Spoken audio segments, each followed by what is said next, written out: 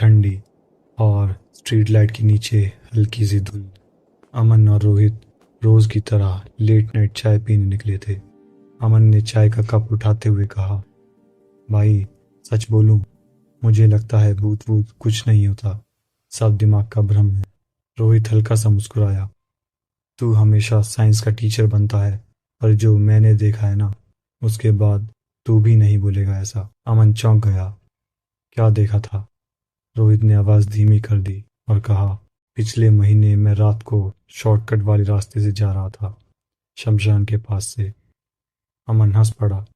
अरे हाँ हाँ, वही रास्ता जहाँ हर किसी को भूत दिखता है। रोहित ने घूर कर देखा और कहा, मत हंस बेटा। तब मैंने एक लड़की देखी, सफेद कपड़ों में, सिर झुका हुआ, पैर जमीन को छू नहीं रहे थे। अमन का चेहरा थोड़ा सीरियस हो गया। फिर जैसे ही मैंने पीछे मुड़कर देखा, वो मेरे बिल्कुल पास आ चुकी थी और धीरे से बोली, मुझे घर छोड़ दो। तभी चाय वाला बोल पड़ा, भाई आज बस करो, डर लग रहा है। तीनों हंसने लगे, पर तभी हवा तेज चली, स्ट्रीट लाइट झपकने लगी। अमन ने नोटिस किया, रोहित यार देखा तूने, हम दोनों की शैडो तीन क्यों दिख रही है? रोहित ने मुड़कर देखा। सच में दो लोग खड़े थे, पर जमीन पर तीन साए थे। दोनों की हंसी तुरंत गायब हो गई। अमन घबरा कर बोला, भाई ये प्रैंक है क्या? तभी उनके पीछे से धीमी आवाज आई, तुम दोनों भूत की बातें कर रहे थे ना? दोनों एक साथ मुड़ गए। वहां कोई इंसान नहीं था, बस हवा में हल्की सी ठंडी सांस और जमीन पर एक नया शैडो जो धीरे धीरे उनके पास आ रहा था। रोहित का गला सूख गया। भाई भाग यहाँ से। जैसे ही दोनों दौड़ने लगे, अमन को महसूस हुआ कि किसी ने उसका हाथ पकड़ लिया। वो चिल्लाया, रोहित रुक, कोई मुझे पकड़ रहा है। रोहित ने पीछे देखा। अमन अकेला दौड़ रहा था। उसके पीछे कोई था ही नहीं, पर अमन की कलाई पर उंगलियों के नीले निशान उभर रहे थे। दोनों किसी तरह घर पहुंच गए। दरवाजा बंद, सांस तेज, पसीना ठंडा। अमन ने कांपते हुए कहा, अब बोल, भूत नहीं होते? रोहित चुप रहा। तभी अमन का फोन वाइब्रेट हुआ। अननोन नंबर से मैसेज, चाय अच्छी थी, कल फिर मिलेंगे। और मैसेज के नीचे एक फोटो अटैच थी। उस फोटो में चाय की टपरी पर अमन और रोहित के बीच एक तीसरी कुर्सी पर कोई बैठा हुआ था, चेहरा ब्लर, पर उसका शैडो अभी भी उनके रूम के फ्लोर पर दिख रहा था। रात के 3 बज रहे थे। अमन और रोहित एक ही कमरे में बैठे थे। लाइट ऑन, दरवाजा लॉक, खिड़की बंद, पर फ्लोर पर 3 परछाई अभी भी हल्की हल्की हिल रही थी। अमन ने कांपते हुए कहा, भाई अगर कोई है तो सामने आ जा, ऐसे डरा मत। तभी कमरे का बल्ब 1 सेकंड के लिए बंद हुआ और जब वापस चला, बेड के कोने पर कोई बैठा हुआ था, सफेद कपड़े, गीले बाल, सिर झुका हुआ।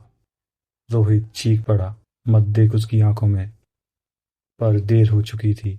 अमन की नजर उसके चेहरे पर पड़ गई। उसकी आंखें काली नहीं बल्कि खाली थी, जैसे अंदर कुछ हो ही ना। वो धीरे से बोली, तुमने मुझे याद किया इसलिए मैं आ गई। अमन चिल्ला उठा, हमने कुछ नहीं किया, चली जाओ। वो खड़ी हुई। उसके पैर जमीन से 2 इंच ऊपर थे और हर कदम पर पानी टपक रहा था। रोहित को अचानक याद आया, शॉर्टकट के पास एक पुराना कुआं था। लोग कहते थे 5 साल पहले एक लड़की को रात में वहीं जलाकर मार दिया गया था। उसका नाम था अनन्या। जैसे ही रोहित ने उसका नाम लिया, वो चीज मुस्कुराई और उसकी गर्दन धीरे धीरे 180 डिग्री घूमने लगी। उसने सीधा रोहित को देखा। तुम वहां थे। रोहित का दिमाग सुन्न हो गया। उस रात रोहित और उसके 2 दोस्त बाइक पर थे। उन्होंने एक लड़की को कुएं के पास रोते देखा। डर के मारे मदद करने के बजाय वहां से भाग गए। अमन चिल्लाया, तू मुझे कभी बताया क्यों नहीं? नान्या ने अपने हाथ उठाया। कमरे का टेम्परेचर गिर गया। सांस से धुआं निकलने लगा। दीवार पर खून जैसे वर्ड्स उभर आए। जो देखता है वो बच नहीं पाता। अचानक अमन हवा में उठ गया। उसके पैर बेड से ऊपर, गला जैसे किसी ने दबा दिया हो। रोहित रोते हुए बोला, मुझे ले जा, इसे छोड़ दे। अनन्या ने धीरे से कहा, देर हो चुकी है। सुबह 5 बजे जैसे ही पहली रोशनी खिड़की से आई, अनन्या चीखने लगी। कमरा हिलने लगा और वो धुएं में बदलकर गायब हो गई। अमन जमीन पर गिर गया, बेहोश। फिर उसे हॉस्पिटल लेके गए। सुबह 10 बजे डॉक्टर ने रोहित को साइड में बुलाकर कहा, तुम्हारे दोस्त की आंखों की प्यूपिल ब्लैक हो रही है और वो बार बार नींद में एक ही लाइन बोल रहा है। रोहित ने पूछा, क्या लाइन? डॉक्टर का चेहरा सफेद पड़ गया। मैं वापस आऊंगी इस बॉडी में। रोहित ने धीरे से पीछे देखा। ग्लास की परछाई में उसके पीछे अनन्या खड़ी मुस्कुरा रही थी और रोहित को नहीं, सिर्फ हमें देख रही थी। रात के 1:45 बज रहे थे। बाइक पर आकाश और समीर शहर के बाहर वाली सड़क से जा रहे थे। मानसून का मौसम था, हल्की हल्की बारिश और सड़क के दोनों तरफ जंगल जैसा अंधेरा। समीर हमेशा की तरह बोला, भाई मानता क्यों नहीं? भूत वूत कुछ नहीं होता, सब दिमाग का खेल है। आकाश ने बाइक स्लो कर दी। अच्छा, तो फिर तू ये बता, गांव के पास वाली पुरानी फैक्ट्री बंद क्यों पड़ी है? समीर हंस दिया, अरे लोग डरपोक होते हैं, कोई मर गया होगा, बस कहानी बना दी। फैक्ट्री का गेट उनके बिल्कुल पास था, जंग लगा हुआ, आधा खुला और अंदर से ठंडी हवा का झोंका। आकाश ने मजाक में बोला, सुना है वहाँ रात को एक आदमी दिखता है, सिर कटा हुआ। समीर ने बाइक रोक दी। चल यार, ओवर एक्टिंग मत कर। तभी फैक्ट्री के अंदर से हल्की सांसों की आवाज़ आई। दोनों चुप हो गए। समीर ने कहा, हवा होगी। आकाश ने धीरे से बोला, हवा ऐसे चलती है क्या, जैसे कोई सांस ले रहा हो? उन्होंने गेट के अंदर झांक कर देखा।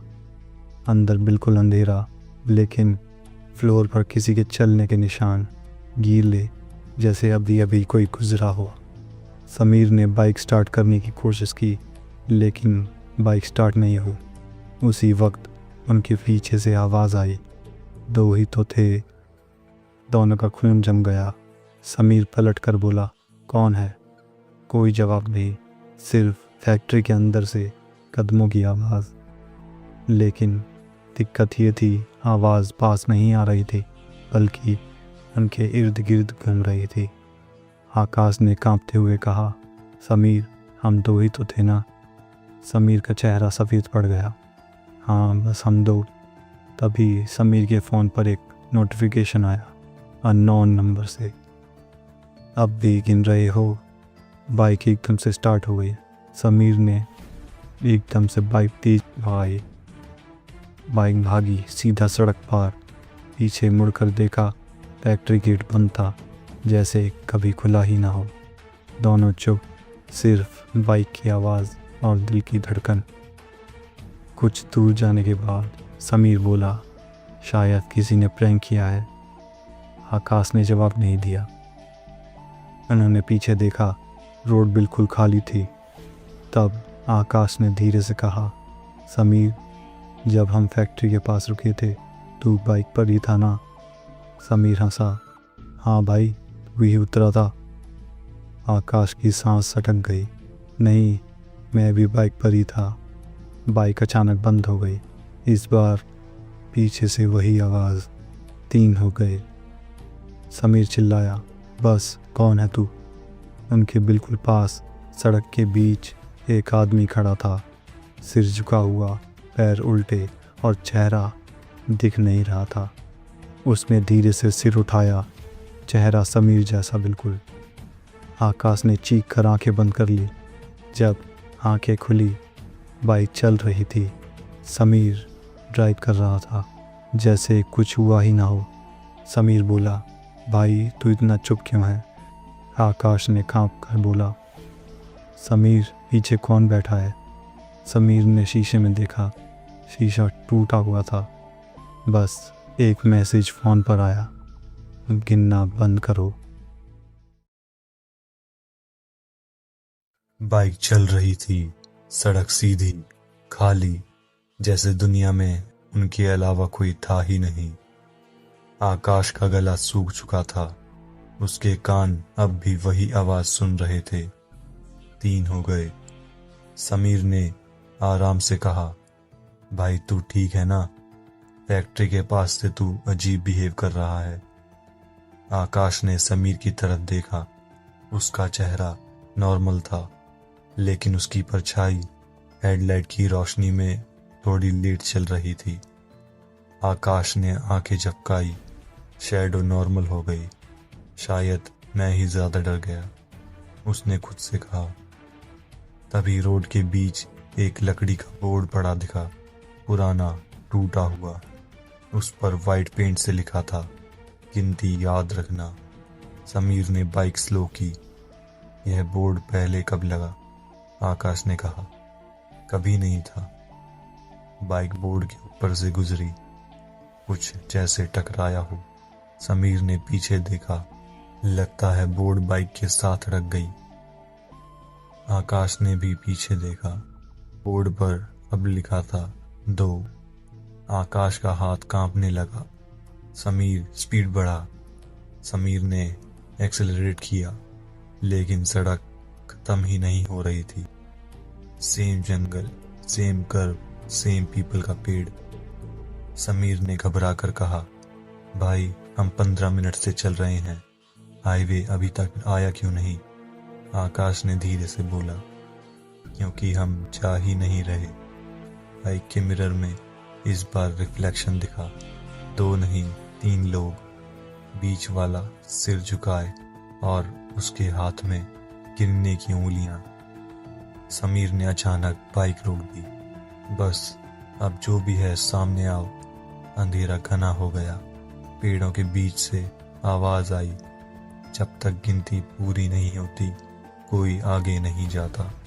आकाश चिल्लाया, हम कौन सी गिनती? आवाज हंस पड़ी, हंसी ऐसी जैसे गला फटा हुआ हो। जो तुमने शुरू की। जमीन पर उनकी परछाइयां हिलने लगीं। आकाश ने नोटिस किया, उसकी और समीर की शैडो अलग हो रही थी। समीर की शैडो धीरे धीरे सीधी खड़ी हो गई। शैडो ने बोलना शुरू किया, मैं तीसरा हूँ। समीर ने पीछे मुड़कर देखा, और जो उसने देखा उसका अपना चेहरा उससे घूर रहा था। समीर चीखा। आकाश ने आंखें बंद कर ली। तभी एक तेज हॉर्न की आवाज आई। लाइट फ्लैश हुई। आकाश ने आंखें खोली। सुबह हो चुकी थी। हाईवे पर उनकी बाइक साइड में खड़ी थी। समीर पानी पी रहा था। भाई उठ जा, सुबह हो गई। कल रात तो ड्राइव करते करते सो गया था। समीर बोला। आकाश हाँफ रहा था। फैक्ट्री बोर्ड पर तीसरा। समीर कंफ्यूज हो गया। कौन सी फैक्ट्री? कल तो हम सीधा हाईवे से आए। आकाश ने चैन की सांस ली। तब उसकी नजर बाइक के पीछे पड़ी हुई चीज पर पड़ी।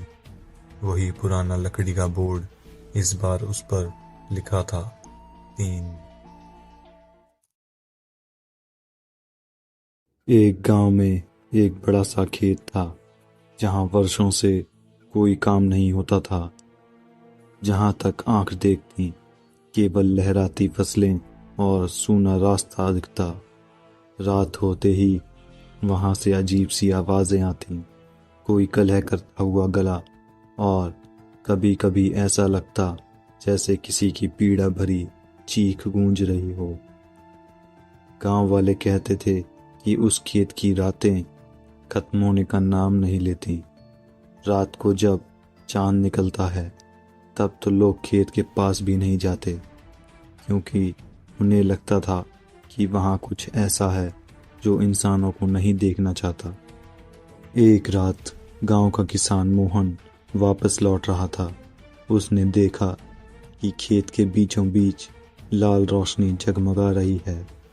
जैसे ही मोहन ने पास जाकर देखा, खेत की फसल अपने आप डोलने लगी और हवा में ऐसा ठंडा सन्नाटा था कि उसके पास खड़े पेड़ भी डर के मारे हिल रहे थे। पसीने में भीगते हुए उसकी सांसें रुक सी गईं। तभी उसने देखा, एक धुंधली परछाई खेत का चक्कर लगाती हुई दिखी और जब उसने डर के मारे आंखें बंद की तो आंखों के सामने बस वही भूतिया चेहरा घूमने लगा। मोहन ने जोर से चिल्लाया, लेकिन उसकी आवाज़ वहां से गायब हो गई, जैसे हवा ने उसे निगल लिया हो।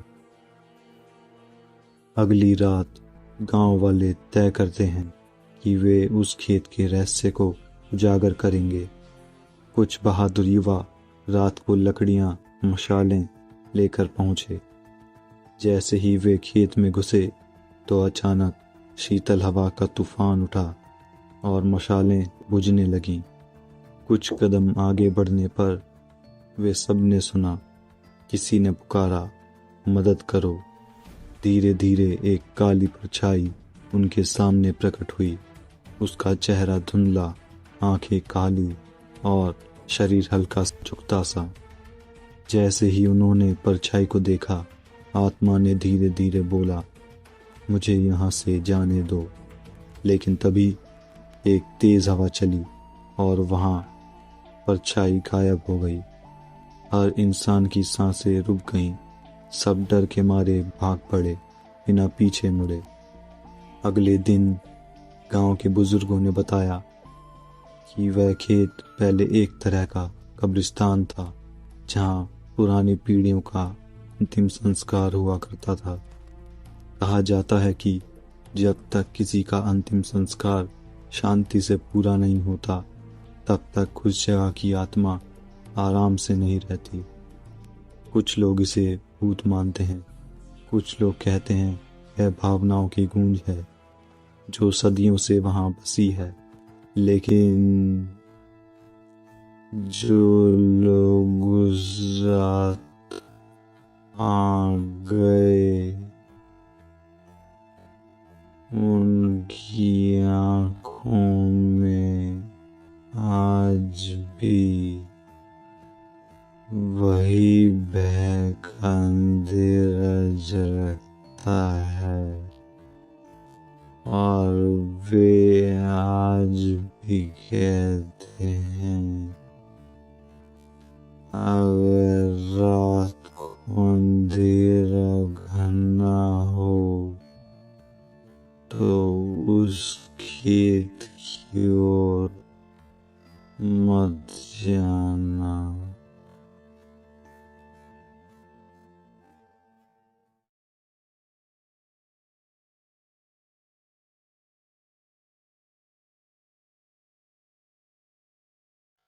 राजू पार्टी से आके बिल्कुल 1 बजे निकला था।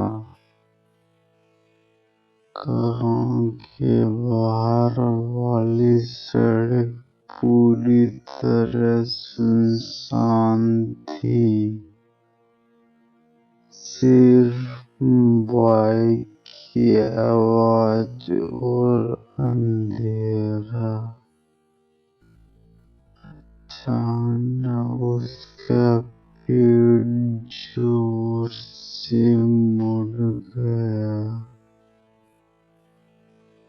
टॉयलेट का प्रेशर अब कंट्रोल के बाहर था। थोड़ी दूर एक इमली के पेड़ दिखाई दिया, जैसे किसी ने नोच दी हो। राजू को याद आया, गाँव में सुना था पेड़ पर एक चुड़ैल रहती है, पर उसने कभी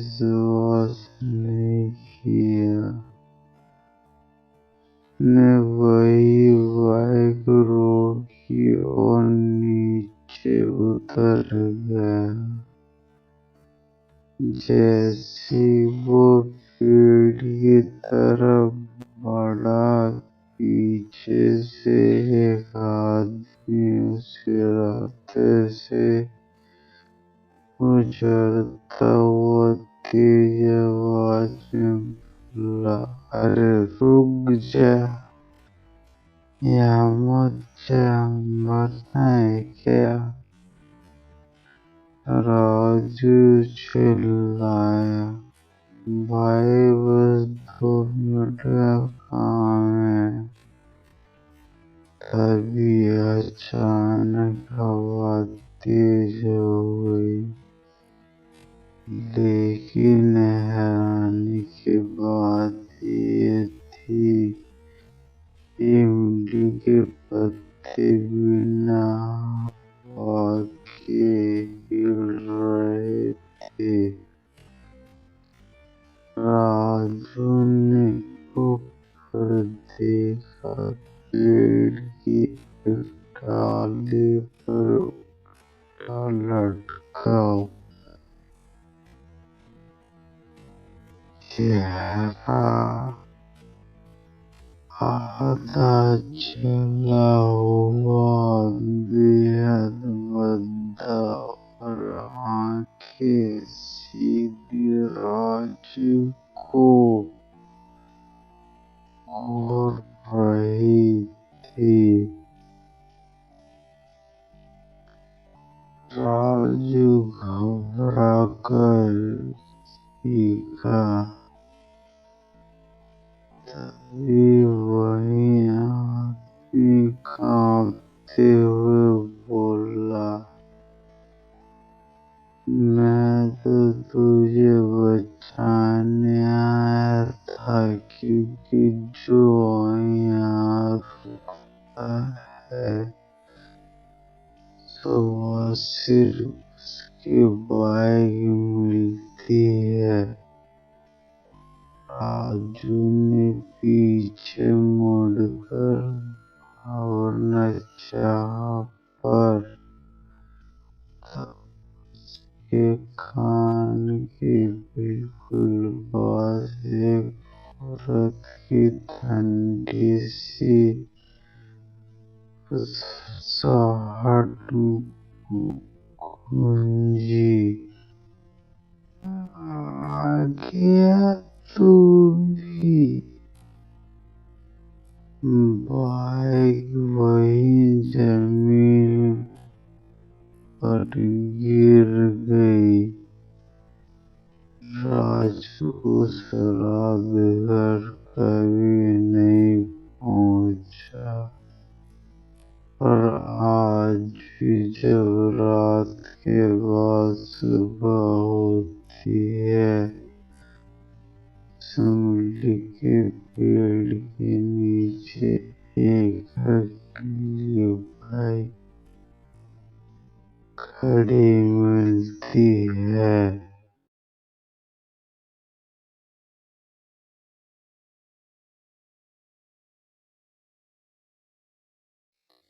रात के ठीक 12 बजे थे। रमेश की कच्ची सड़क से घर लौट रहा था। अचानक पीछे से घुंघरू की आवाज आई। उसने मुड़कर देखा, सफेद साड़ी में एक औरत आगे की तरफ खड़ी हुई है। तभी रमेश ने तेज चलना शुरू किया। आवाज और पास आती गई। अचानक उसके कंधे पर किसी ने हाथ रखा। ठंडी उंगलियां, सांस जैसी बदबू, धीमी आवाज आई, मुझे घर छोड़ दोगे?